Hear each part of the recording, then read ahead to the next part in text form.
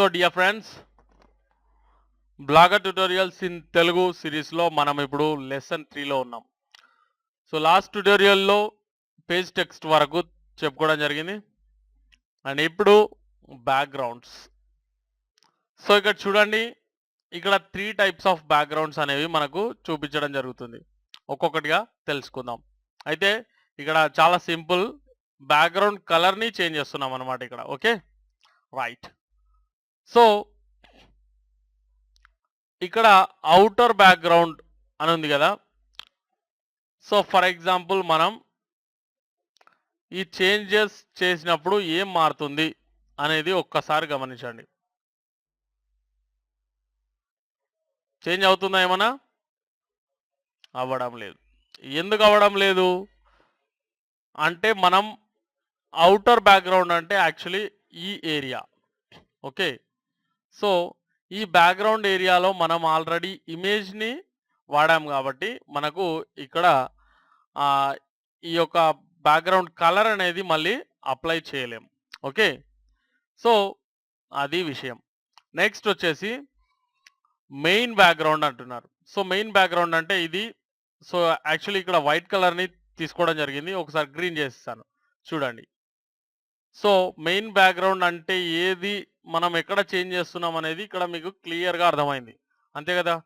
And so వైట్ని select చేసేసుకుందాం. ఇక్కడ వైటే suitable కాబట్టి, లేదా మీకు నచ్చితే మీరు వేరే కలర్ ఏదైనా సెట్ చేసుకోండి.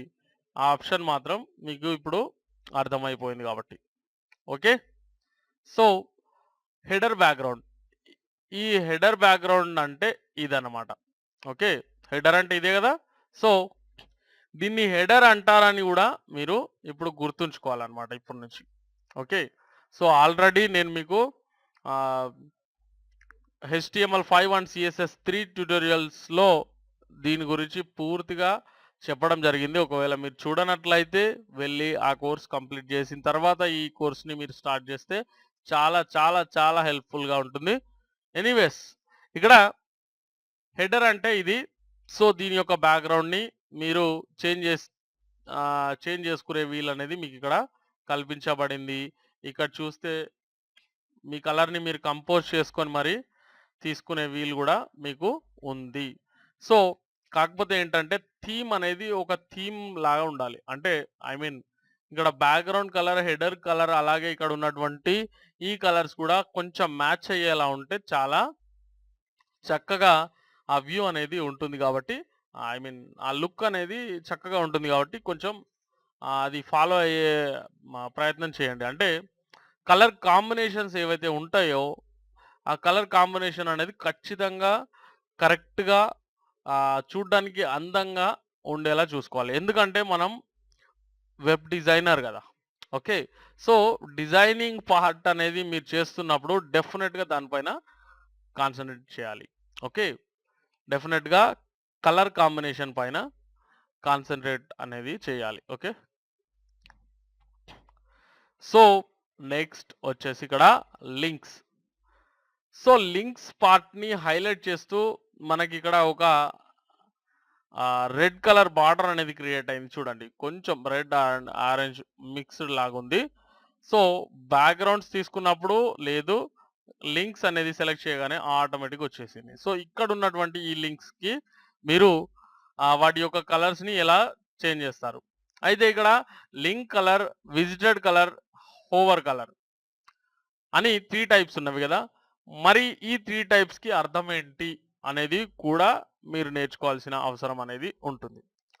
So for example link colour ఒకసారి నేను మారుస్తాను చూడండి. లింక్స్ అంటే ఇవన్నమాట.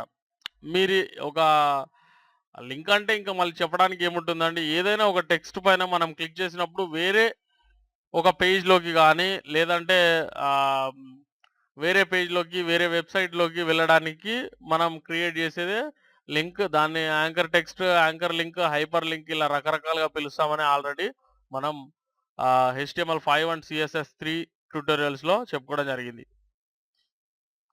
సో లింక్ కలర్స్ని చేంజ్ చేసినప్పుడు జరిగే మార్పు ఇక్కడ చూడండి.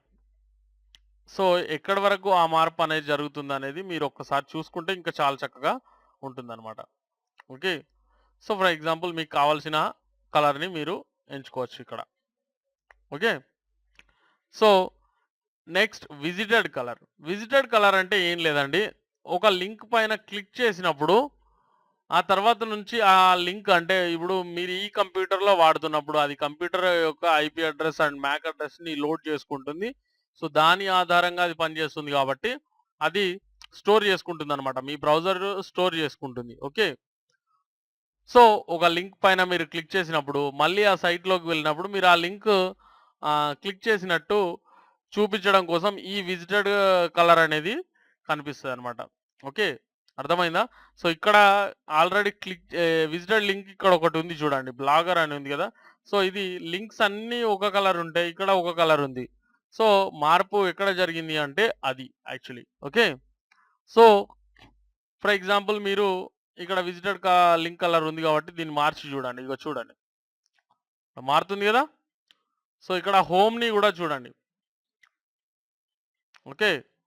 సో విజిటెడ్ లింక్ కలర్ ఏదైతే ఉంటుందో దాన్ని మనం ఇక్కడ మనకు నచ్చిన కలర్ని ఎంచుకునేటువంటి ఆప్షన్ మనకు ఇక్కడ విజిటెడ్ కలర్ అనేటువంటి ఆప్షన్లో మనకు దొరుకుతుంది అనమాట. అంటే మీరు మీ సైట్లోని విజిటెడ్ లింక్ యొక్క కలర్ని ఎంచుకునే ఆప్షనే ఈ విజిటెడ్ కలర్ ఆప్షన్. ఓకే, అది ఎక్కడుంది? అడ్వాన్స్డ్లో లింక్స్ అనేటువంటి ట్యాబ్లో ఆ యొక్క విజిటెడ్ కలర్ అనేది మనకు ఉంది.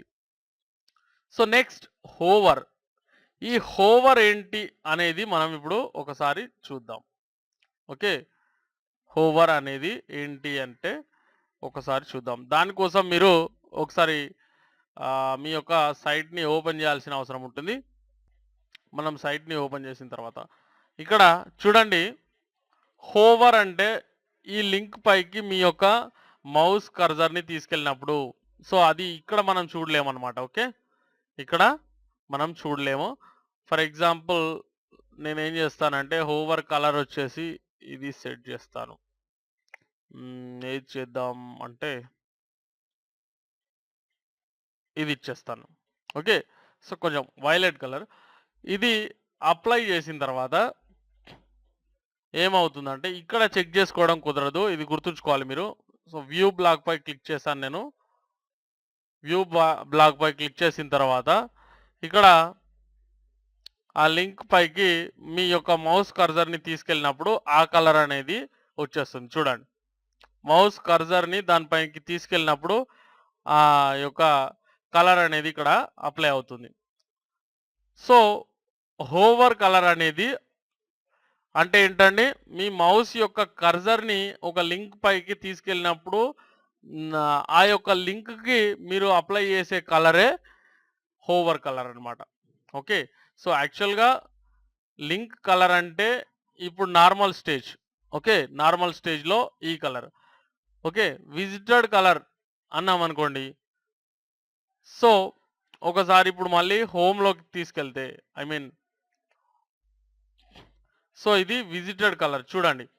ఇక్కడ యాక్చువల్గా లింక్ కలర్ ఇలా లైట్ బ్లూ లేదా స్కై బ్లూ కలర్ ఉంటే ఇక్కడ ఏమైంది, విజిటెడ్ కలర్ వచ్చేసి ఇక్కడ ఆరెంజ్లోకి మారిపోయింది. మనం ఎందుకు ఆరెంజ్లో ఆల్రెడీ మనం ఆరెంజ్ కలర్ అనేది విజిటెడ్ కలర్లో అప్లై చేసాం కాబట్టి ఇక్కడ ఆరెంజ్ కలర్ అనేది అప్లై అయింది. మరి హోవర్ కలర్ అంటే లింక్ పైకి తీసుకెళ్ళినప్పుడు అది విజిటెడ్ లింక్ కావచ్చు, అన్విజిటెడ్ లింక్ అయినా కావచ్చు, ఏ లింక్ అయినా కూడా దానిపైన ఆ మౌస్ కర్జర్ని ఉంచినప్పుడు దానికి అప్లై చేసినటువంటి కలరు చూపిస్తుంది. అది మనం హోవర్ కలర్లో అప్లై చేస్తాం. ఓకే. సో హోవర్ కలర్ అంటే ఏం లేదండి, లింక్ పైకి మౌస్ కర్జర్ని తీసుకెళ్ళినప్పుడు కనిపించేటువంటి కలర్, సింపుల్గా. ఓకే, సో మీకు అర్థమైందనే అనుకుంటున్నాను. సో నెక్స్ట్ వచ్చేసి block title. So block title అంటే ఇది. సో దానికి సంబంధించిన చేంజెస్ ఇక్కడ 3 టైప్స్ ఉన్నాయి కదా. సో అవేంటంటే యాక్చువల్లీ 4 టైప్స్ అని చెప్పుకోవచ్చు. ఏంటంటే ఇక్కడ ఫాంట్, దాని యొక్క ఫాంట్ని మనం ఇక్కడ చేంజ్ చేసే అవకాశం ఉంది. అలాగే బోల్డ్ ఇటాలిక్ అంటే ఫాంట్ స్టైల్ని మార్చుకునే అవకాశం ఉంది. అలాగే ఇక్కడ ఫాంట్ సైజ్ని మార్చుకునే అవకాశం ఉంది. అలాగే దాని యొక్క కలర్ని చేంజ్ చేసుకునే అంటే టెక్స్ట్ కలర్ ఇక్కడ. Okay, font colour is text colour. Okay, so చూద్దాం చిన్న చిన్న చేంజెస్. ఓకే, సో ఇక్కడ చూడండి, మీకు నచ్చిన ఫాంట్ని మీరు సెలెక్ట్ చేసుకునేటువంటి వీల్ అనేది మీకు ఇక్కడ కల్పించబడింది. ఓకే, సో మీకు నచ్చిన ఫాంట్ని మీరు సెలెక్ట్ చేసుకోండి. ఫర్ ఎగ్జాంపుల్ ఇప్పుడు నాకు ఇక్కడ జిఎఫ్ఎస్ ఈ సమ్ ఫాంట్ అనేది నాకు చాలా చక్కగా అనిపిస్తుంది. సో నేను ఇది ఓకే చేసేసుకుంటున్నాను. అలాగే మీరు కావాలనుకుంటే బోల్డ్గా మార్చుకోవాలనుకుంటే ఇక్కడ దీనిపైన క్లిక్ చేయవచ్చు. క్లిక్ చేసిన తర్వాత మీకు ఇక్కడ సమ్ కలర్ అనేది యాష్ కలర్ లేదా గ్రే కలర్లోకి మారుతుంది. కొంచెం ఆ చేంజ్ని గమనించండి. ఓకే, కలర్ నేమ్ అనేది ఇక్కడ పర్టికులర్ కాదు. అయితే ఇక్కడ ఈ చేంజ్ని అంటే సెలెక్ట్ అయి ఉన్న ఐటమ్ సెలెక్ట్ అవ్వని ఐటమ్ ఎలా చూపిస్తుంది అనే చేంజ్ని మీరు గమనించాల్సిన అవసరం ఉంటుంది. అలాగే ఇక్కడ ఇటాలిక్. ఓకే, సో ఇటాలిక్కి మార్చుకున్నప్పుడు ఏ విధంగా ఉంటుంది, అది మీకు అవసరమా లేదా అనేది మీరు డిసైడ్ చేసుకోవచ్చు. ఓకే, సో ఇక్కడ చూడండి 60 ఉంది, 70లోకి మార్చుకోండి, లేదా 80లోకి మార్చుకోండి, లేదా మీకు నచ్చిన సైజ్ని ఇక్కడ ఎంచుకునే వీల్ అనేది ఉంది. ఒకవేళ మీరు 65 కావాలనుకుంటే మాన్యువల్గా ఎంటర్ కూడా చేయవచ్చు. ఓకే, లేదా ఎంత అయినా ఎంటర్ చేయవచ్చు అండి, 62 పిక్సెల్స్. ఓకే, ఎంటర్ చేసిన తర్వాత ఓకే మీ యొక్క వాల్యూని ఎంటర్ చేసి మీ కీబోర్డ్ పై ఎంటర్ క్లిక్ చేశారంటే అది అప్లై అయిపోతుంది. ఓకే, సో ఇదనమాట. లేదా ఇక్కడ నుంచి సెలెక్ట్ కూడా చేసుకోవచ్చు. సో 60 అనేది చాలా రీజనబుల్గా కనిపిస్తుంది కదా. ఎనీవేస్, ఇక్కడ టైటిల్ యొక్క కలర్ని చేంజ్ చేసుకోవడం. చూడండి, కలర్ని మీరు కావాలనుకుంటే చేంజ్ చేసుకోవచ్చు. ఓకే, యాజ్ యూజువల్గా మనం ఇంతకు మునుపు చూసినటువంటి ఆప్షన్స్లో ఎలాగైతే కలర్ చేంజ్ చేసుకున్నామో అంతే. ఇక్కడ మళ్ళీ మనం సపరేట్గా చెప్పుకునేది ఏం లేదు. ఇక్కడ వైట్ సూటబుల్ కాబట్టి నేను వైట్ తీసేసుకుంటున్నాను. ఓకే, సో నెక్స్ట్ ఆప్షన్కి వెళ్ళిపోదాం. Blog description. Actually blog description అనేది మనం ఇక్కడ రాయలేదు. ఓకే, సో అందుకని ఈ ఆప్షన్ని పక్కన పెట్టేయండి. ఫర్ ఎగ్జాంపుల్ ఇక్కడ కలర్ వైట్ ఉంది, దానికి ఓన్లీ ఆ చేంజ్ మాత్రమే ఉంటుంది. బ్లాగ్ డిస్క్రిప్షన్ ఎక్కడ రాయాలి అనేది మనం తర్వాత లెసన్స్లో తెలుసుకుంటాం. Okay, so tabs text. ఈ యొక్క ట్యాబ్స్ టెక్స్ట్ అంటే ఏంటి? ఓకే, ట్యాబ్స్ టెక్స్ట్ అంటే ఏంటి అంటే ఇక్కడ ఏదైనా సెలెక్ట్ అయిందా మనకు ట్యాబ్స్ టెక్స్ట్? ఏది సెలెక్ట్ అవ్వలేదు. Okay, text colour selected colour. అయితే ట్యాబ్స్ అంటే ఇక్కడ మనకు ఏమంటామంటే కొన్ని లింక్స్ అంటే నావిగేషన్ పార్ట్ అనేది మనం తీసుకున్నట్లయితే దాని యొక్క టెక్స్ట్ కలర్ అలాగే సెలెక్ట్ చేసినటువంటి ట్యాబ్ కలరు ఇక్కడ మనం చూసుకోవచ్చు. అయితే ఇక్కడ అది లేదు కాబట్టి ప్రస్తుతానికి ఈ విషయాన్ని పక్కన పెట్టేయండి. మనం మళ్ళీ ఇందులోకి బ్లాగర్ టెంప్లెట్ డిజైనర్లోకి వచ్చి అది మనం ఎప్పుడైతే నావిగేషన్ పార్ట్ని ఇక్కడ క్రియేట్ చేసుకుంటామో అప్పుడు వచ్చి దాని యొక్క ఫాంట్ని అలాగే దాని యొక్క సైజ్ని టెక్స్ట్ కలర్ని సెలెక్టెడ్ కలర్ని మనం చేంజ్ చేసుకునేటువంటి ప్రయత్నం చేస్తాం. కాబట్టి ఇప్పుడు ప్రస్తుతానికి అది అక్కర్లేదు. అలాగే ట్యాబ్స్ బ్యాక్గ్రౌండ్ అనేది కూడా అంతే. ఓకే, ట్యాబ్స్ బ్యాక్గ్రౌండ్ కూడా ప్రస్తుతానికి అక్కర్లేదు. And next post title. Post title అంటే ఇక్కడ బ్లాగ్ టైటిల్ అంటే ఇది అండి. అలాగే ఇప్పుడు పోస్ట్ టైటిల్స్ సెలెక్ట్ అయినాయి. చూడండి, ఎన్ని పోస్టులు ఉంటే అన్ని పోస్టుల యొక్క టైటిల్స్ ఇక్కడ సెలెక్ట్ అయినాయి. అయినా మనం ఒక పోస్ట్ని చూస్తే చాలు కదా. సో ఇక్కడ ఉన్నటువంటి చేంజెస్ మీకు అర్థమయ్యే ఉంటుంది. ఏం లేదు, ఫాంట్ని సెలెక్ట్ చేసుకోవడం, అలాగే ఫాంట్ స్టైల్ని అంటే బోల్డా ఇటాలికా, అలాగే ఫాంట్ యొక్క సైజ్ని. ఓకే, ఫాంట్ యొక్క సైజ్ని సో మీకు కావలసిన విధంగా మీరు దాన్ని చేంజ్ చేసుకునేటువంటి అవకాశం అనేది మీకు ఇక్కడ కల్పించబడింది. ఓకే, సో ఇక్కడ చూడండి రకరకాల ఫాంట్స్ ఉన్నవి. మీకు నచ్చినటువంటి ఫాంట్ని మీరు సెలెక్ట్ చేసుకోండి. నేను ఏదో ఒక చిన్న స్టైలిష్ ఫాంట్ని సెలెక్ట్ చేయాలనుకుంటున్నాను. సో ఇక్కడ నాకు ఈ ఫాంట్‌కి కొంచెం మరీ థిన్‌గా ఉంది కాబట్టి నేను బోల్డ్ అప్లై చేసుకుంటున్నాను చూడండి. ఓకే. కావాలనుకుంటే సైజ్ చేంజ్ చేసుకోవచ్చండి. ఇక్కడ చూడండి 22 పిక్సెల్స్ అనేది ఇక్కడ ఇచ్చిండు. కానీ ఇక్కడ మనకు 22 పిక్సెల్స్ అనేది లేదు. సో, అది మాన్యువల్ ఎంట్రీ. ఓకే. సో, మీరు కావాలనుకుంటే కొంచెం పెంచుకోవచ్చు. మీ ఇష్టం అది. So, next date header. Date header అంటే ఇదండి. సో, దీనికి టెక్స్ట్ కలర్, బ్యాక్‌గ్రౌండ్ కలర్ అలాగే దాని యొక్క ఫాంట్ ఇవన్నీ దీనికి అప్లై చేయాల్సిన అంత అవసరం ఉంటుందని నేను అనుకోవట్లేదు. అయినా మీ ఇష్టం మీరు కావాలనుకుంటే చేసుకోవచ్చు. ఓకే. సో, కావాలనుకుంటే దీనికి లైట్ కలర్ ఇచ్చేయొచ్చు. ఎందుకంటే అంత ఓపెన్‌గా ఐ మీన్ బ్రైట్‌గా కనిపించాల్సిన అవసరం ఏముండదు కాబట్టి కావాలనుకుంటే దీనికి ఇలా బ్యాక్‌గ్రౌండ్ కలర్ ఇవ్వచ్చు. కానీ బ్యాక్‌గ్రౌండ్ కలర్ ఇక్కడ ఇవ్వకూడదు. సో, బ్యాక్‌గ్రౌండ్ కలర్ ఇచ్చారు. మీరు మళ్ళీ వైట్ అంటే వైట్ అప్లై అవుతుంది గానీ, బ్యాక్‌గ్రౌండ్‌లో వేరే కలర్ ఉన్నప్పుడు మాత్రం మీరు ఏం చేస్తారు? మళ్ళీ అదే కలర్‌ని అప్లై చేస్తారా? సో, దానికంటే మీరు ఇక్కడ ట్రాన్స్‌పరెన్సీ అని ఉంటది. ట్రాన్స్‌పరెంట్. సో, ఇది అప్లై చేశారంటే బ్యాక్‌గ్రౌండ్ ఏమీ అప్లై అవ్వకుండా అది ట్రాన్స్‌పరెంట్ అయిపోయి మీరు ఏ కలర్‌ని అప్లై చేసినా గూడా ఆటోమేటిక్‌గా కనిపించేటువంటి వీలు మీకుంటుంది. ఓకే. సో, టెక్స్ట్ ఫాంట్ దాని యొక్క ఫాంట్ గూడా మీరు చేంజ్ చేసుకోవచ్చు కావాలనుకుంటే. కానీ అంత అవసరమని నేను అనుకోవట్లేదు. Okay. So, post footer. Post యొక్క ఫుటర్ ఆటోమేటిక్‌గా సెలెక్ట్ అయింది చూడండి. పోస్ట్ ఫుటర్ అంటే ఇక్కడ పోస్ట్ యొక్క కింద ఉండేటువంటి అడుగు భాగం అన్నమాట. ఓకే. సో, దాన్ని పోస్ట్ ఫుటర్ అంటాం. మనం ఇక్కడ టెక్స్ట్ కలర్ వచ్చేసి ఈ కలర్ సెలెక్ట్ అయ్యి ఉంది. మీరు కావాలనుకుంటే కలర్ చేంజ్ చేసుకోవచ్చు. ఇక్కడ చేంజ్ అవుతున్నటువంటి విషయాన్ని గమనించాలి. ఓకే. కావాలనుకుంటే చేంజ్ చేసుకోవచ్చు. లేదా ఇలాగే లైట్ కలర్‌ని లేదా బ్లాక్ కలర్‌ని అప్లై చేసేయవచ్చు. ఓకే. సో, అలాగే బ్యాక్‌గ్రౌండ్ కలర్ ఇక్కడ బ్యాక్‌గ్రౌండ్ కలర్ వైట్ ఉంది. కానీ అవసరం లేదు. ట్రాన్స్‌పరెంట్ పెట్టేయొచ్చు. No problem. ఓకే. సో, కావాలనుకుంటే మీరు కలర్స్ కూడా అప్లై చేసుకోవచ్చు. కానీ అంత అవసరం ఉండదు. ఓకే. ఫుటర్‌కి కలర్‌ని అప్లై చేయాల్సిన అవసరం లేదు. సో, నెక్స్ట్ వచ్చేసి షాడో కలర్.